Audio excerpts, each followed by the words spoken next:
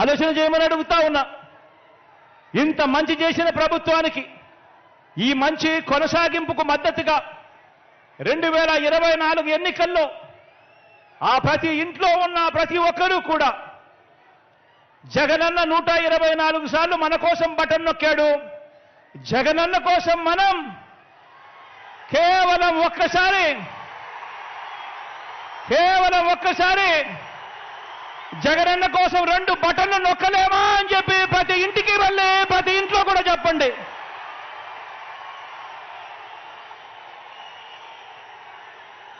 ప్రతి ఇంట్లో చెప్పండి. జగనన్నకు ఓటు వేయకపోవడము అనంటే, ప్రతిపక్షాలకు ఓటు వేయటము అనంటే దాని అర్థం ఈ స్కీముల రద్దుకు మనమే ఆమోదం తెలిపినట్టు అవుతుంది అని చెప్పి ప్రతి ఇంటికి వెళ్ళి చెప్పండి. ప్రతి ఇంట్లోనూ చెప్పండి. ఈరోజు నెల 1వ తారీఖున పొద్దున్నే చిరునవ్వుతో తలుపు తట్టి ప్రతి అవ్వ ప్రతి తాతకు, ప్రతి అక్క ప్రతి చెల్లెమ్మకు, ప్రతి అన్న ప్రతి తమ్ముడికి ఒక మంచి తమ్ముడిగా, ఒక మంచి చెల్లెమ్మగా ఈరోజు నేరుగా ఇంటి దగ్గరికే వచ్చి సేవలు అందుతా ఉన్నాయి.